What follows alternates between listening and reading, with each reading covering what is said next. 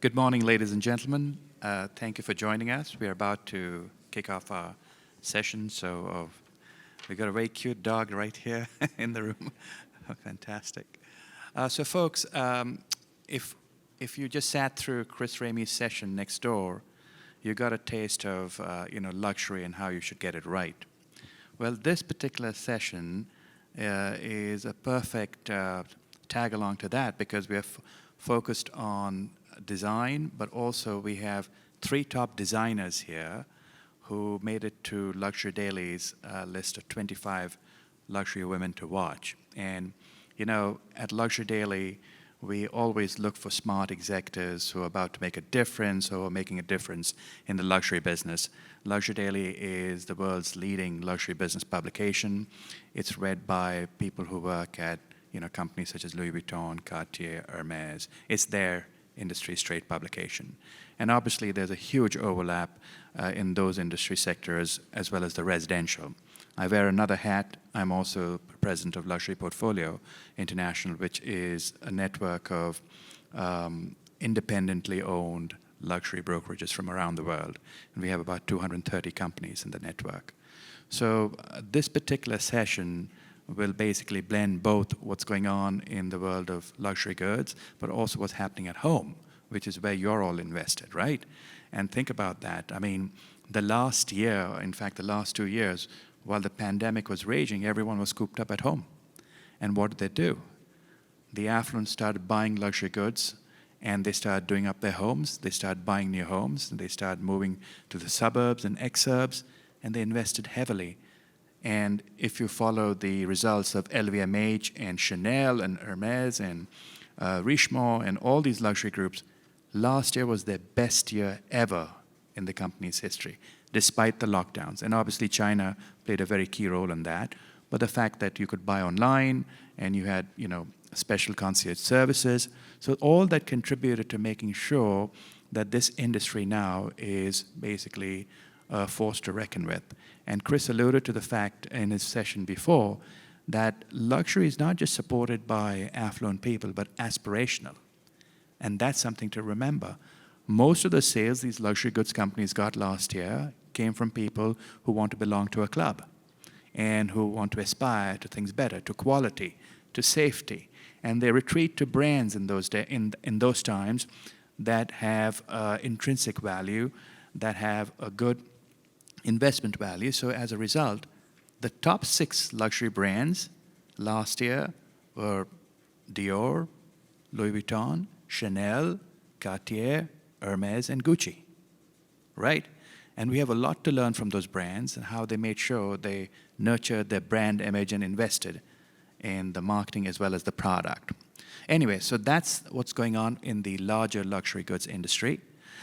With that, I'd like to remind you that this is a 1-hour session. We'll try to make sure we take as many questions as possible at the 45-minute mark. So please feel free to raise your hands and ask questions.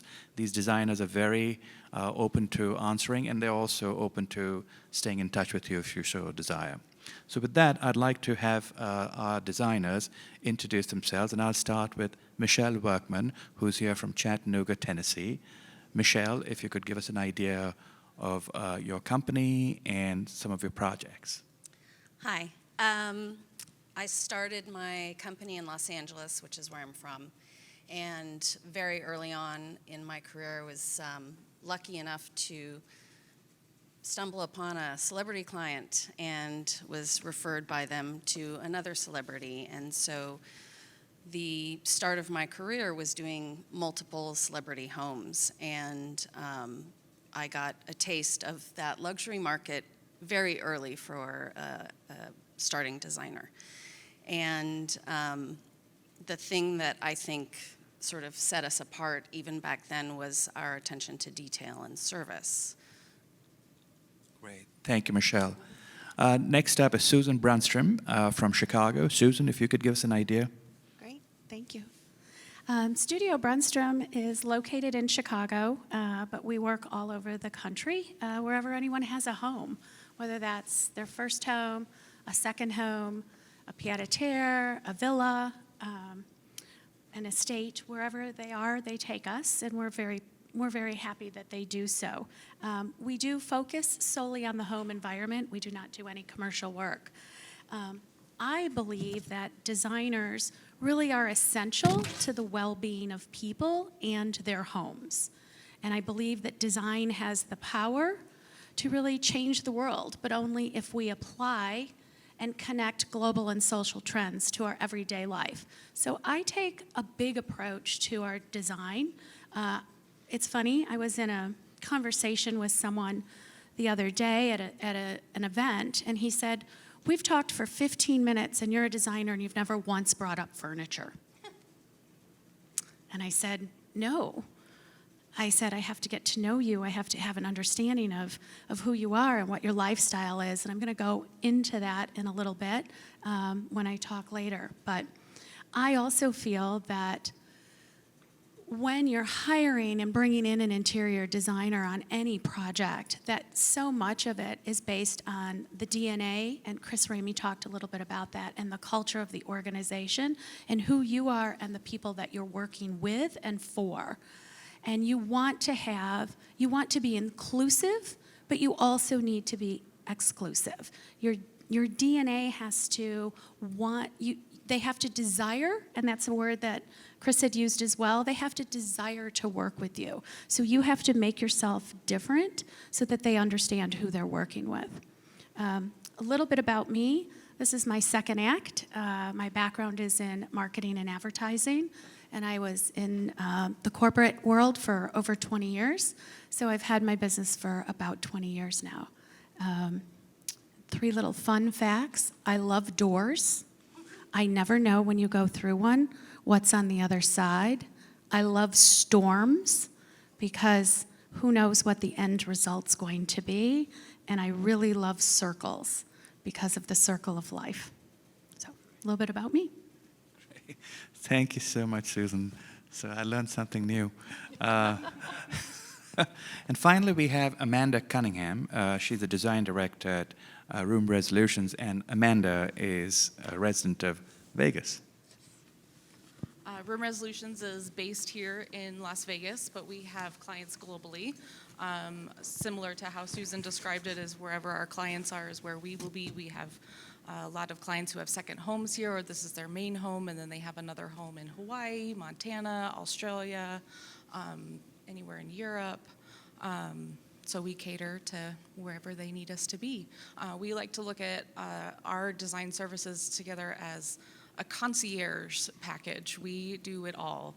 And when I say all, we really do. We help our clients pack up everything and store it away safely, and then all the way down to if they want to give us their bar list and grocery shopping list, we will put everything together in the kitchen, and all they have to do is come home and enjoy it.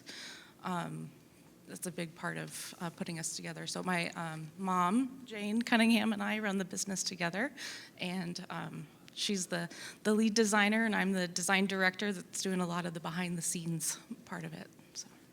Great, thank you, Amanda. Folks, I'd like to see a show of hands. How many of you here consider yourself in the luxury segment of your industry? Great, thank you. How many of you would like to enter the luxury segment? Great, so it's almost evenly split here, so thank you for that. So with that, you know, if you think about luxury, right? I mean, what comes to mind first? I'd love to hear some word association. If I say luxury, if you can just shout out some words. Bespoke, exclusive, anything else? Expensive. Unlimited. I'm sorry? A name? Curated. Who said quality? Quality. I didn't get that. Unique. Now think about this. These are all attributes of luxury. Is your brand, if you had to stack it up against those words, would you measure up? Expensive? Not expensive. Well, think about that, right? I mean, you have to understand what are you benchmarking against, your own perceptions and consumers' perceptions. So with that, I'd like to start by asking Michelle, how do you define luxury from a consumer perspective as well as from a business perspective? I think primarily consumers look at luxury as brand. They think top fashion houses, Hermes, Chanel, and they think that that brand is luxury, and that has a lot to do with, in their minds, price point. But I think really what those brands represent are bespoke, handmade, unique, individual, and those things come with that to the consumer's view. But it's really where that consumer viewpoint comes in is from the marketing of those brands. And I think that's a key thing to understand, that those brands are talking about who they are and what they represent, and it's all of the utmost quality and uniqueness and exclusivity. So that's sort of the consumer side of it. And I think that the business side of it is much more about what you actually are, not what the consumer thinks you are. I think it's about a level of service that, you know, is seamless and without any friction. And that's one of the tenets of our business, is that, you know, we make sure that there are never any problems presented to the client. We really try to solve everything before anybody has a chance to bring it to the client's attention that there was a problem. And if it ever is brought to their attention, we say, oh, yeah, that was a piece of cake. No problem, we handled it. I think that is really a huge luxury, because high net worth individuals are very interested in their time is their actual luxury. And so they don't want to know about the problems. They want to come into their home and have it be completely done and beautiful and ready to live in with the groceries. Right? You just need a good glass of wine and enjoy it. That's right. So I think that for the interior design world and the luxury designers in that world, it's really important that we service, and that the goods that we present to our clients are of the highest quality, handmade, bespoke. You're not going to see their interior repeated in someone else's, a neighbor's or a friend's home. When they come to us, all of us have the same sort of design philosophy. We are designing for the client. We are not cookie cutter. You're not going to see that design again anywhere else. It's theirs. It's a portrait of them. And we're painting that portrait using finishes and fabrics and frames. So that's our paint. So, Susan, I'd like you to weigh in on this too. But, you know, Michelle brought up something interesting. When you're at that level of wealth, or even if you buy or aspire to be in luxury, you have to remember what kind of experiences they have from their shopping experiences, like the retail part of it, right? You walk into a Cartier store. Think about that experience, right? You walk into an Hermes. They treat you with respect, deference. They give you enough space. They're polite. They don't badger you, or, you know. The fact is that when someone is used to that level of service in their shopping experiences or their dining experiences, when you come in as a provider of services or product, like, you know, tiles or floors, or you work with the interior designers, they expect the same level of service. It's the same. It's basically, you have to be the four seasons of your business when you're interacting with those customers. Susan, would you agree? Absolutely. One of the things that we do is I have all of our service providers. Anyone that enters one of our clients' homes on our behalf has to sign a letter of agreement with me, based on that level of service and expectation. And once a year, we have them up that and re-sign at the beginning in January of every year. Why do we do that? Because we work with so many different service providers, so many different contractors. Yes, of course, we have our favorites. I've developed my favorites over the years. I've been with the same workroom, for example, for 15 years. But I want to make sure that every single client of ours is receiving the same level of service no matter who's in their home. So we've always had a letter of agreement with our clients, and I thought, why aren't we having a letter of agreement with our service providers? That's genius. Yeah, so whether you're laying tile, you're installing a countertop, you're the contractor, you're the painter, I want to make sure that, for example, you're not taking your lunch and eating it in my client's home. Not happening. That's just an example. So we have a whole service agreement that we have with our service providers because they are a reflection of me. They are there because they are part of my brand. And I want to make sure that my brand is being executed accordingly. Great, thank you. Amanda? Yeah. That is genius. That's great. We also do something very similar to the same thing. I need to start doing that. You do. We also have guidelines that get sent out, and it's tailored to each project site. And it is a lot of the outline things of where lunch break is okay, where's the operating restroom, or is it something that's outside. Those are key things that your clients appreciate. It's another thing that's done behind the scenes that they don't know what's going on, but they appreciate because they're not seeing any of the chaos that can happen on a job site going on. To speak to the selling process, you're not just selling the product to the luxury market, you're fascinating them. It's an enjoyment for them to go into Chanel, to be exclusively shown the brand new purse that just came out or the new necklace or anything like that. It's fascinating them. You're not the used car salesman, you're not pushing a product. It's part of a story and a process. I'll mention an anecdote. A few years ago, I rewarded myself with a watch. Normally I don't go for fancy stuff. I said, you know what, I've hit a milestone. I turned 40. I said, I deserve it.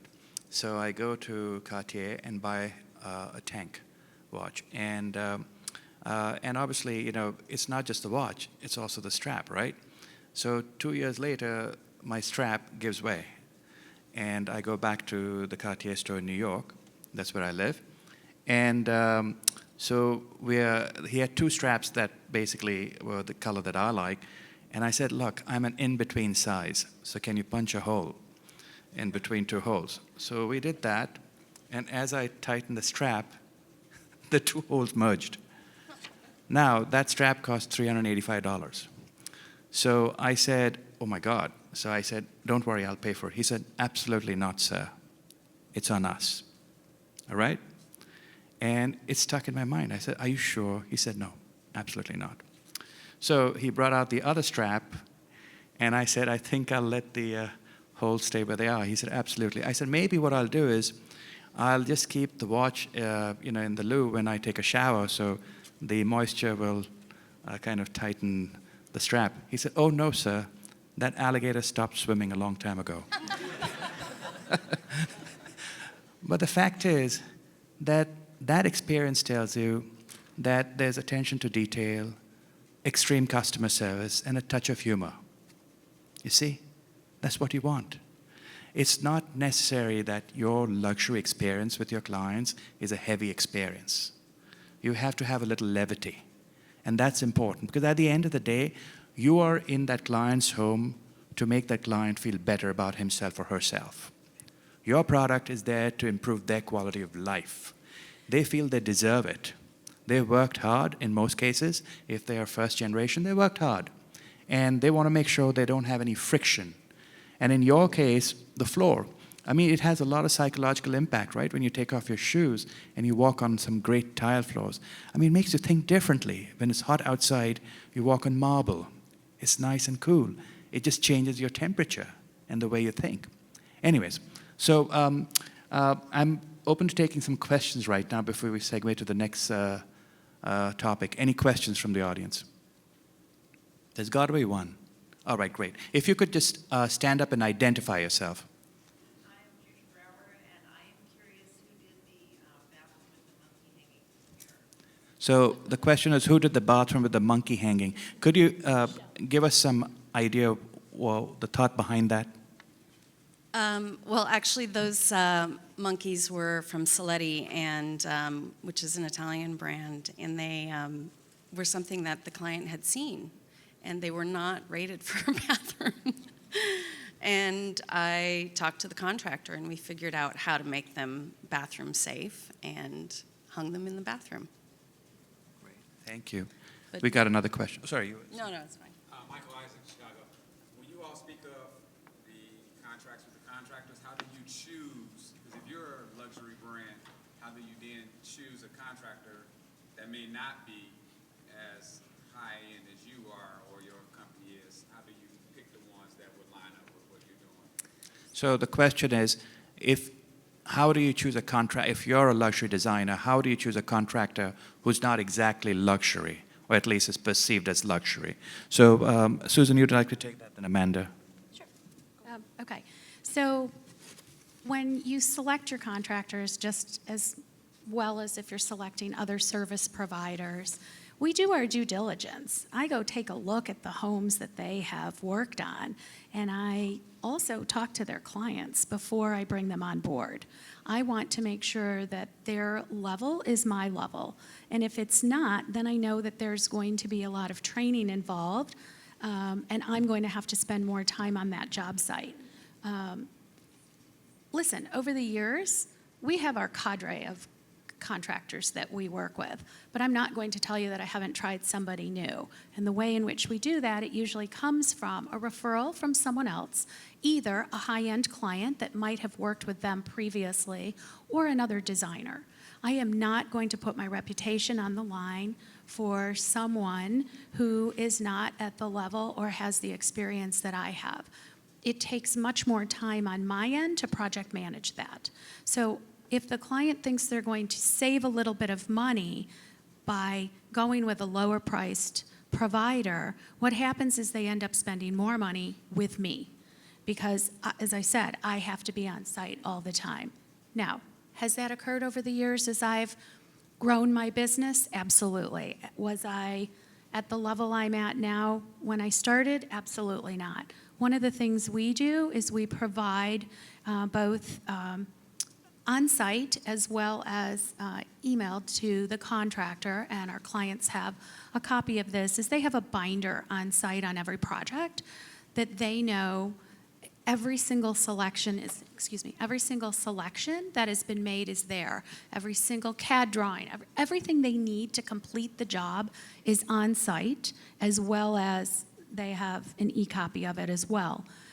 What does this do? This also saves me from having to be there maybe on a daily basis. But once you start working with someone, you sort of get the shorthand, right, after you've worked a while. And that's the beauty of it, and that's the beauty to the clients, because we've talked about how do you make this seamless? How do you make your experience for your clients seamless? And these are some of the ways, and we all do it similarly, but we all do it differently, right? But that's just an example. Amanda? I would say a similar process with the due diligence. If it's a full contractor, it's usually a referral. We've seen their work. We've gone to previous homes that they've done. And then for some of the smaller trades, specific trades, a lot of them have even actually worked in our own personal home. That's kind of like their test. That's my testing ground. Yeah, it's kind of like, how are you going to treat me and treat my home? And then we get to see their work style, meet their employees, their work people. That's a big process part of it as well, but a lot of similarities. So one of the things I'm going to say is, excuse me, has anybody ever seen the movie Pretty Woman, right? When we start working with the trades, I always say this. When I call them in, I'm kind of a for sure thing, right? They know that they're going to get the job. It's not as though they're out having to try to find new business. If we have a working relationship, they know when I call them in that 90% of the time, they're going to get that job. So I'm kind of a for sure thing. So that's, again, part of that relationship. Our relationship with our service providers is as important as our relationship with our clients. That same trust, respect, and communication that we have with our clients and the reason they hired us is the exact same thing that we need to have with our trades. Before I get to your question, that's a very important point that Susan raises. Luxury is not just what you wear. If you want to know what luxury is and you're looking at an affluent consumer, I was taught this many years ago. One designer told me, she said, Mickey, I'm not just looking at the clothes or the jewelry, I'm looking at the bed sheets. How do you treat yourself for those 8 hours of the day where you spend 1/3 of your life, right? Are you taking enough care of your sleep and your well-being? And that's luxury through and through. So your luxury experience has to be through and through. The same yardsticks, the same approach to a client is what you'd have with your vendors or with your partners. Very important to be consistent because luxury is about consistency of experience, frictionless experiences. Consistency of frictionless experiences. And I'd like Chris's thought on that for one more, but I'd like you to ask a question. So if you could identify yourself. Magid with Marmy. Thank you guys for being here. Susan, question for you on your service agreement. So I completely understand it with like a workroom, but are you hiring the tile contractors and the stone contractors? You're not hiring them, you're referring them, but you're still having them sign the agreement. Absolutely. They're still representing me. They wouldn't have, they're, I agree with you. I'm just yeah, they're coming in at my behest. So absolutely, I want to make sure that the service they're providing is at the level that I expect and that my clients know that. And that's part of my agreement with our clients. They know that everyone that is in their home has signed an agreement with me. Great, thank you. We have one more question. I'm Rob Redfield, JBW Talent Design. It's more of a design question, luxury. What's the deal with gold? Right? So I know gold is timeless. You know, it's always a luxury status, but it seemed to go out of the market, and now we brush it a little bit and we darken it a little bit, and it seems to be back in. I'm in a smaller market. I know you guys probably have been doing gold probably since day one, but I did want to speak to a little bit about what do you think the future of gold is going to be, maybe in the smaller markets? Do you think it's going to exit? Are you doing a lot more? Are you going to do a lot less? And you're talking about gold finishes, right? I mean, Gold finishes. right. I don't know, sometimes Jane and I say that there's somebody following us around with a microphone and a camera, like hiding somewhere, because our studio is done in black and gold and those kind of features before it came back in. So Yeah. it's kind of like, you know, there's somebody like, oh, the designers are back into it. Okay, let's do it. Right. I also would say I don't think gold has really ever gone out of style. It's kind of like it's a preference for our clients. I would actually say the one that's the trendy one right now is the rose gold and copper. Yeah, copper coming and in. rose gold, yeah. So the interesting fact is that 90% of all the gold mined for the last few thousand years is still around in the market. 90% of the gold mined. And obviously, I think gold must have got a resurgence when Trump took office too, right? No, I mean, it's been coming back for, well, it's been back for a long time. And I actually went to a Brizo thing 10 years ago, and they were really heavily on the silver finishes. And I and another designer at that said, you should start doing gold. And they were like, and the design director was like, no, that's out. And I was like, okay, bring it back, because it's coming back. And that was 10 years ago. And now the market has seen that it's flooded with gold. And I would say the same, gold is timeless, but you can overuse it. Yes. And when it is overused, as with any trend being overused, it becomes passé after a certain amount of time. And so it needs to be given a break. What I'm telling clients right now is let's mix our metals and not be married to anything. Which a lot of them can be a little timid and scared about doing. They're like, we Yes. can do that? Do you mix metals? What? Yes. Yes. That sounds counterintuitive.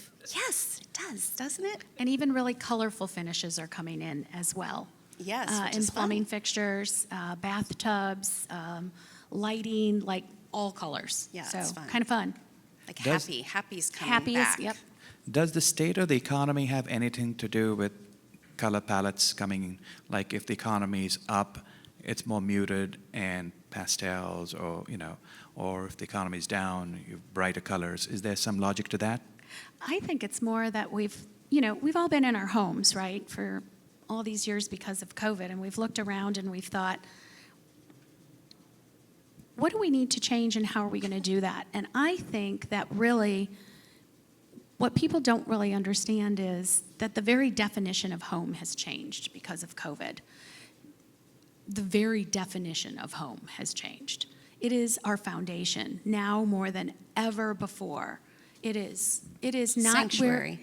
but it's not just where, it's where we work, it's where we live, it's where we play, it's where we love, it's where we we entertain, and we spend over 2/3 of our time in our home. And yet we don't often think of it as where should we think about the health and the wellness of the people within it. We've always looked at our homes as a structure, right? But it's really our foundation. It's really what launches us. And we have to think about, and I think that's what we all try to do. The language of home, the very definition, has been changing. And as designers, it's our responsibility and yours, if you're in the luxury space, to figure out what that language is for the people you're working for. And then flip that and think about what's your language? What's your brand? What does that mean? And does that match the people that you're actually selling to? What's your own language to set you apart? We have to do that on a daily basis with all of our clients. And the language isn't the same in everyone's home. It's different. And your language, you have to determine what your language is. So I think it's thank you so much. I think that's really important to think through and know what your language is. We have one more question before we take another question and ask Susan a question. Go ahead, sir. The green tub? That's me. Okay, so Yes. Amanda, if you could hold the mic closer to you. That is here in Las Vegas at an estate, and it is a marble tub. What type of marble? Oh, sorry. It's Italian rose. Italian rose. Great. So, you saw the audience. Half of them raised their hands saying that they're trying to get into the luxury business, right? So, Susan, how do you execute a strategy to get into that? Give some pointers to our audience how to get into that market. Well, I think you have to look at what you're currently doing and who you want to work with. And I know we reimagined and sort of reinvented our business in 2017. And it really came about because I looked at our client projects and they were elevated from where we were when I started the business a few years prior. And I think what's key is we did a lot of research and homework with our own clients and our service providers, because often we think we know what we're good at. We think we know what people feel our strengths are, but often it's very different. So we sent out a client survey, and I sat down with all of our top clients and really had a one-on-one discussion as to what was it that we were doing well, what could we do better. So we looked at, and Chris, you mentioned this earlier in your presentation, I looked at all our client touch points and what were we doing every time we were in front of that client, either personally or via communique on emails, texts, whatever that was. Again, looked at our service providers. So for example, that letter of agreement with our service providers came from talking to our clients. So really ask your clients, have them understand what you're trying to do. They want you to be successful. They've already backed you. They've already become an advocate if they're working with you. Make them more of one. Ask them for their involvement. That really helped us. And then once you make that decision, you need to understand and we just talked about this, what is your language? What is your message? How is it different than it was before? What do you represent? What's important to you? You attract clients that are like you. What is it about you that's different and special? Utilize that. So we had to come up with brand words that I thought were relevant to who we are. And that took some time. This is not, by the way, something you're going to do lightly. It's not going to, you're not going to make and turn around your company and your organization in 2 weeks, a month, even 6 months to being in the luxury category. It really takes time and effort, as much time and effort as you're putting into each and every one of your clients. So you've got to carve out that time, and you also have to surround yourself with those that are going to help you do that, that are in that elevated space already. So whether that's your website design, whether that's your graphic designer, whether that's bringing in someone on branding and strategy, you really have to look at this as a project that takes detail and time to communicate what it is where you want to be. And it's time consuming. But at the end of the day, it's so worth it.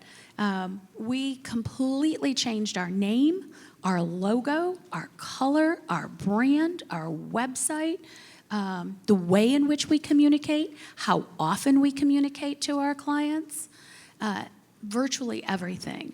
And we're still changing. Just because we did this in 2017 does not mean that we've sat back and sat on our laurels and said, okay, this is who we are. Absolutely not. Every day, every week, we're thinking about how can we be doing this better and what's important to our clients, because they're changing too. So just because you decide to get into it and then you make that leap, realize that you have to constantly be making that move forward and understanding where you're at. I think last night we talked about being problem solvers. Yes.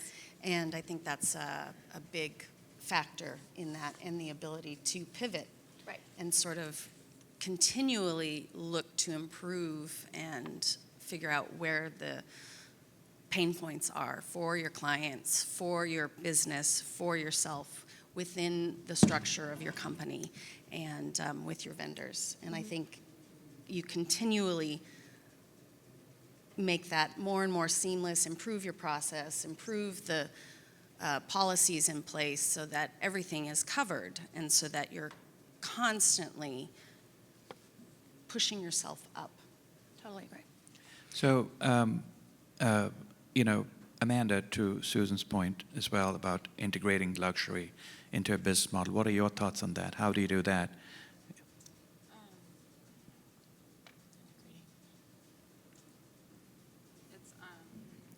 Integrating is, I've said it before, it's about the experience. You're fascinating them. It's bringing forward the choices to them, not making them have to go out and seek that. They're looking to us to be the expertise. We, in then turn, are looking to you as the expert in your product to bring to us. I think that's when the service flows down of we're in the communication with our clients and we have that relationship, but then we have our relationship with all of you who help us provide the product and the service and the installations of all of that. You are providing to us, so then we in turn are your luxury client as well, because we're the one bringing it to the end consumer. Can I jump in for a second? So I don't think that a home is defined anymore by just beauty, functionality, and aesthetics. It's what it used to be defined by, right? It was also sort of defined, a luxury home was defined by the level of financial spend. I don't think that's the case anymore either. And it used to be defined by the stuff or the collection of things you had in it, right? I think today, that's all flipped. I think it's a little bit more about your collection of experiences. the uniqueness of who you are. And about the people within the home is as important as the home itself. And that's what we're The designing most for. important thing. Yeah, and I've coined a new term that I talk to our clients about, and I'm trying to trademark it, so nobody take it. I'm kidding. It's called lifestyle return on investment, lifestyle ROI. What is that? Isn't that good? Yeah, I love it. It's really about the well-being and the happiness of the people within your home. And what does that mean exactly? It's that measurement. It's no longer about how much you spend, but it's the happiness and enjoyment that your home provides you.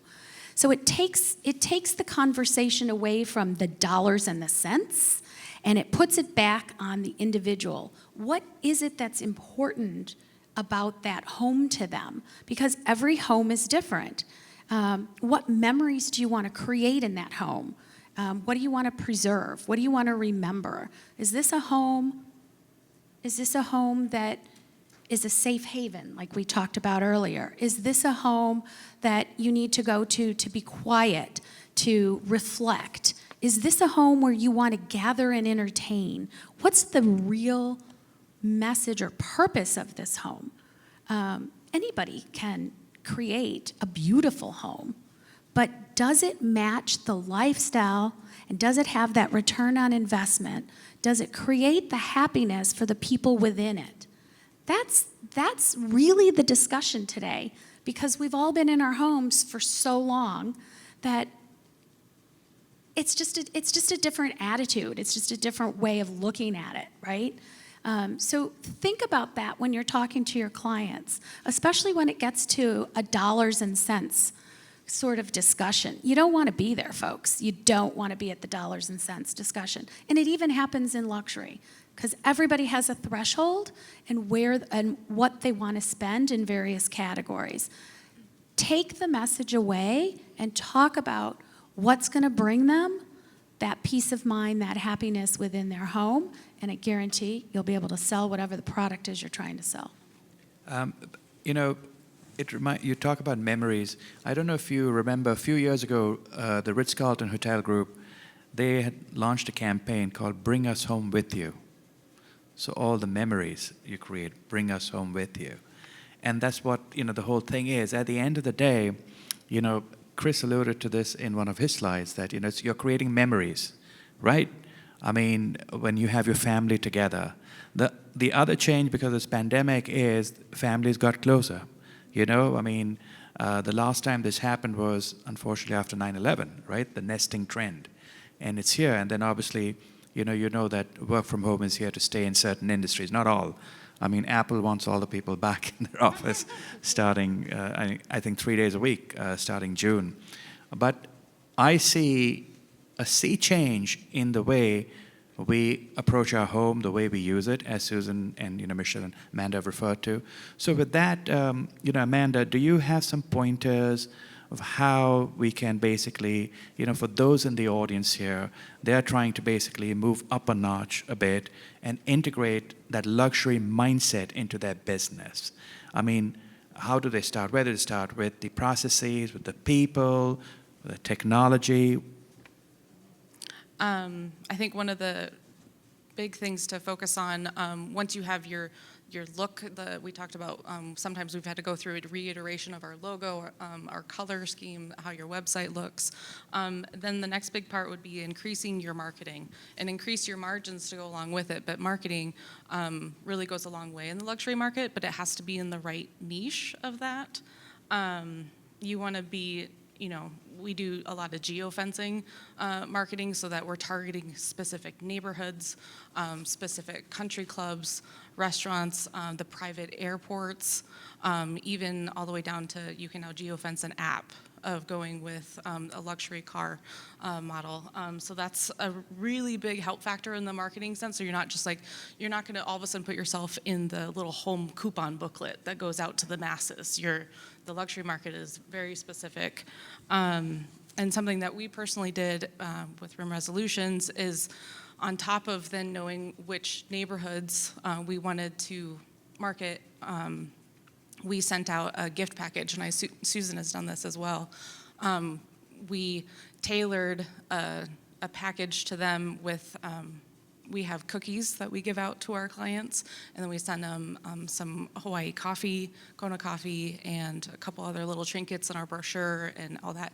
And it just we had actually a great response to it. We had clients, new clients calling us saying, oh my gosh, we love this so much. My husband and I sat down and we had Kona coffee and we had the cookies, we were dipping it in. So it actually, sending something tailored like that really did open up the doors for new clients to give us a call. And they had never received anything like that, or they felt like it was special, like getting the new Chanel invitation to see the new Chanel purse. So we're making sure that we are on that same kind of level of what they're receiving from the fashion and makeup industry. And then those cookies actually follow through the rest of our relationship with our clients. They actually look forward to it. They're like, Amanda, do you have the cookies today? I'm like, yes, of course I have your cookies. So, it's those little things that they remember to bring this, so that your marketing that's very heavy in the forward, but then also remember it's then including your brand in it, and it's a continuous of all the touch points that you're with your clients, so that it's continuous. Yeah, I think that perception is key. How you're viewed by the affluent in your area is very key, and your showroom has to be beautiful. You want to reach out to designers and have some soirees in your showroom. And again, the first step is making sure that everything is at a certain level of presentation. And logo, marketing, branding, all of that goes hand in hand with that. Right. So, Susan, you had something to say. Great. So we are down to our last 10 minutes. I just want to see a show of hands here. How many of you are here from outside the United States? 1, 2, 3. All right, great. So if you walk the show floor, you're going to see a lot of non-US brands right there, right?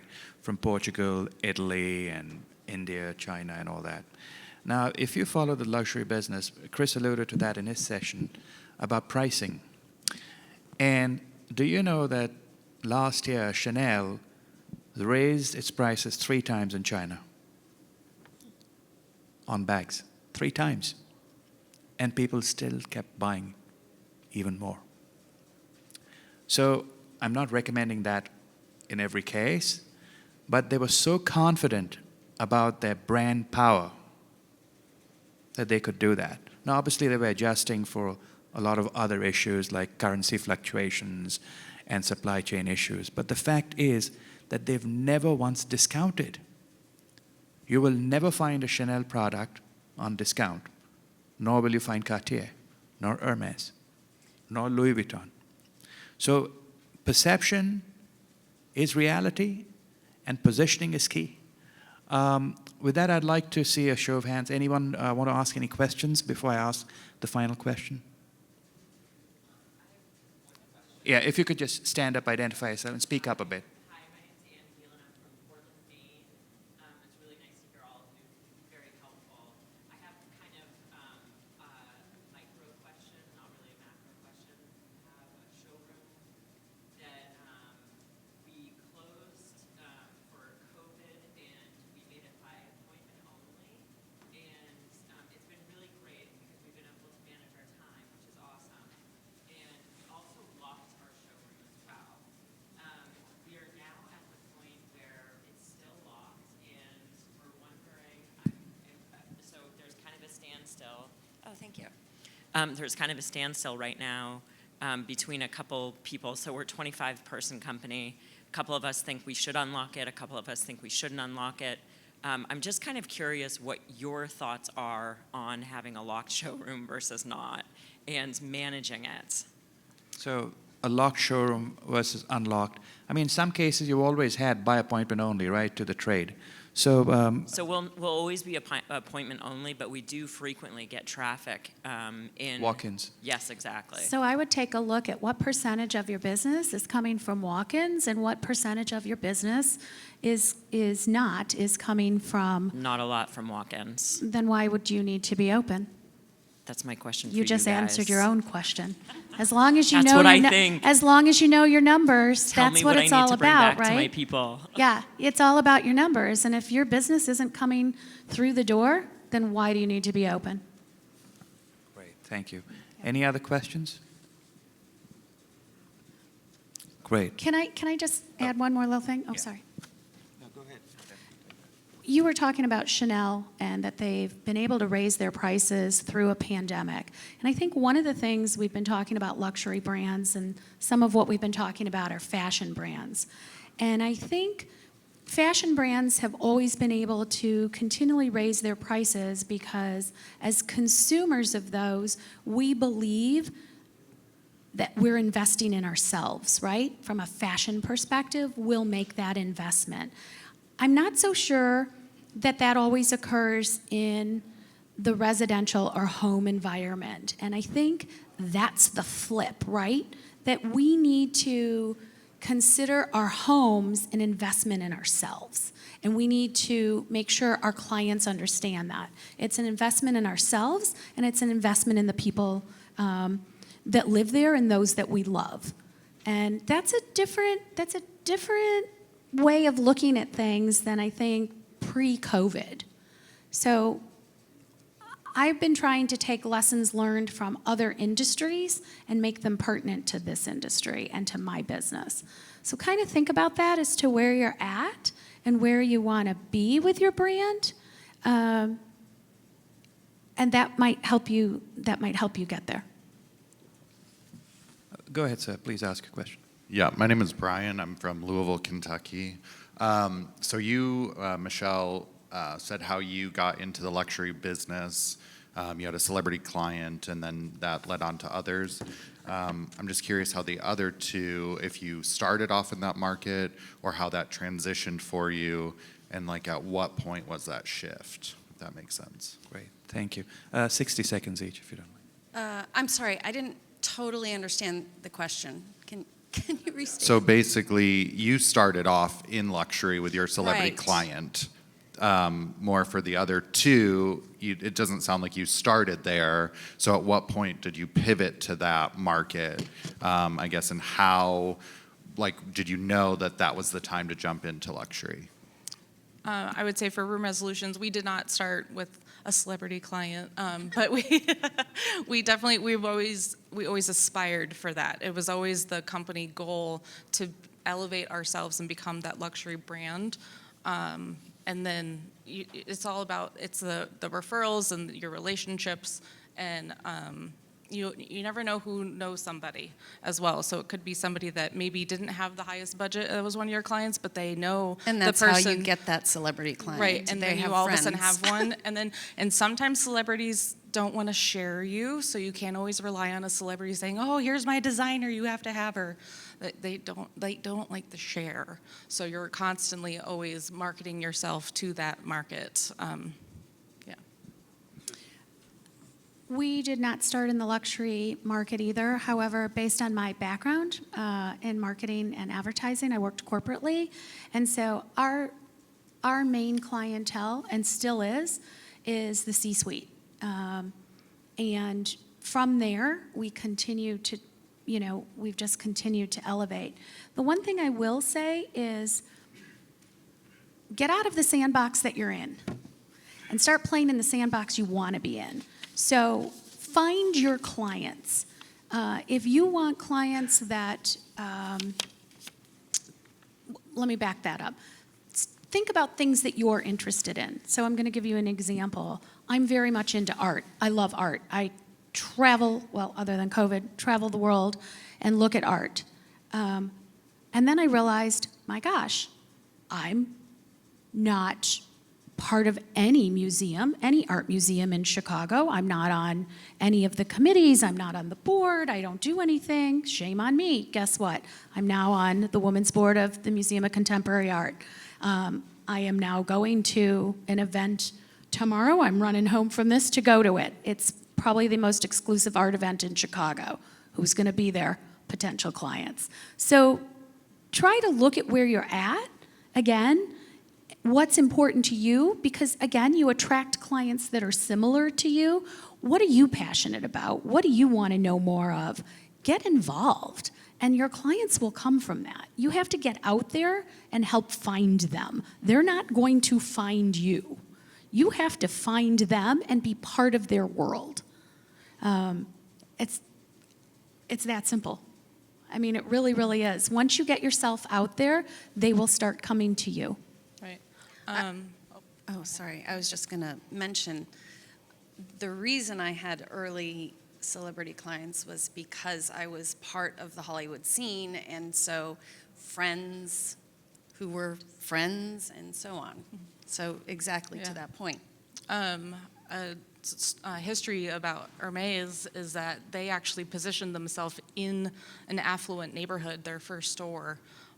They were right there in the center, and they were starting with harnesses, and they in the equestrian world for royalty.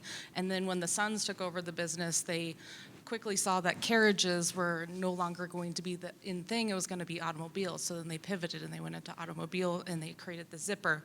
And then now we all know that they're infamously known for their Birkin bag. I mean, they're continuously evolving, but they placed their store in the middle of the affluent neighborhood in the 1800s. So. And, you know, Amanda brings up Hermes. Think about this. 50% of Hermes's revenue comes from one product, that Birkin bag. And yet you walk into an Hermes store, you will not find it on a shelf. It's the desire. It's the desire. I always believe Exclusivity. you should, my personal take on this is, I was always told when I started out my career a few decades ago, I was told to dress for the part I want to be. I had in my mind that I want to be a CEO when I started out. And I always dressed formal. Of course, today, when I walk into a hotel, they think I'm the help because the really affluent dress down. So, you know, times and codes have changed. But the fact is, you dress for the part you want. That is very important. Positioning is important in life. You have to have substance, but positioning is key. So final 30 seconds each. We've got people here from the tiles business, ceramics, natural stones, and all that. Let's bring it back to them. What piece of advice would you give them, whether they're in luxury or they're aspiring to be in luxury? What should they do? One or two things they should do this year and next year. It might be a small thing that can make a difference in the way they win new business or they retain the existing business. Michelle. That is an unexpected question. I would say, for me as a designer, I want to know who I'm working with. So, like I said, have a cocktail party, invite designers in your area, and, you know, or take some out to dinner, get to know them, find out what their pain points are in tile and stone, and, you know, help educate them so that they can then educate their clients on why it's important to use natural or ceramic or porcelain or whatever it is that you've got and or that you want to sell. And I think education with designers is key. We want to know. We can't be experts in every part of every home. So we rely on the vendors to give us the information to then impart that to our clients. And that makes you indispensable to us. Absolutely. Susan, your 30 seconds. Yeah, I guess just be proactive. Take action. You know, really drive desire for your brand by associating with people where you desire to be, and recognize that you're not for everybody, and that's okay. So find your people, right? Find the people that are going to help you. Collaborate. Be that hub of the wheel. And I agree with Michelle that we can't know everything. The vendors I work with are indispensable to me. I rely on them for their expertise when I don't know something. So be that person, be that expert, because we'll appreciate it and the relationship will continue to grow. Thank you. Amanda, the final word. Some pointers for your showroom, I would consider having it tailored and exclusive. There's actually a showroom owner here that we go to a lot, and it's because he has exclusivity. He's my go-to guy for when I need something from Italy, the large format, something nobody else has. Jane and I stop in all the time, and we'll be like, "Ooh, what's this?" And he's like, "Oh, it's brand new, and I just got it in," and all this, and but he has a very elevated showroom, and we know that that's where we can go to get the exclusive product, and then also his service level for us of, okay, so I'm not going to bring the 30 by 60 tile piece with me. Can we get a smaller piece to bring to our client? And, that kind of service is extremely helpful. Sampling is key. Samples, yeah. So, folks, what you've heard from our panel is a lot of education, individuality, uniqueness, customer service. At the end of the day, I want you to take away from them the fact that whatever suggestions they're giving you, it should build up your confidence. Because at the end of the day, you're being viewed as experts by your market. It's very important, right? When someone is coming to you, how often do you change your floor in your house? Think about it, right? You'll change the wallpapers, the art, the furniture. That floor, it's a commitment. It's like a marriage. And you got to invest a lot. So when you're dealing with people, their approach to a floor is different from something like a furniture, which can be replaced very easily. So their stakes are very, very vested in that market there. And as I said, confidence is key, because I'll wrap with this. Many years ago, obviously I attend a lot of marketing conferences. So there's this conference that called the Marketing Forum, and it was a cruise. And we'd go out 12 miles outside the US waters, because then you could open the casino. And so I was on this cruise once, and the marketing director of the conference, very elegant person, British, and in those days, I could get away by saying that, hey, that was a smart suit you're wearing. So one day I complimented her. I said, lovely suit. I said, Chanel? She said, no, Flanell. But she carried it off so well, and here was someone who had the gravitas to carry it off. So that's what you want, is when you are out there prospecting, you're interacting with designers, you're interacting with the end client. You're a luxury brand. How do you want to be perceived? Take that into account. One piece of homework I'd give you is whenever you go back to your respective markets, walk into a Cartier store and just keep an open mind. Just walk in and see what you observe. From the packaging, from the displays, from the attention to detail, from the customer service. Learn from the best. Your university is right there. All these luxury brands are right there. And you've got some educators here today. So folks, I'd like you to give a round of applause to Michelle, Susan, and Amanda. And feel free to reach out to them.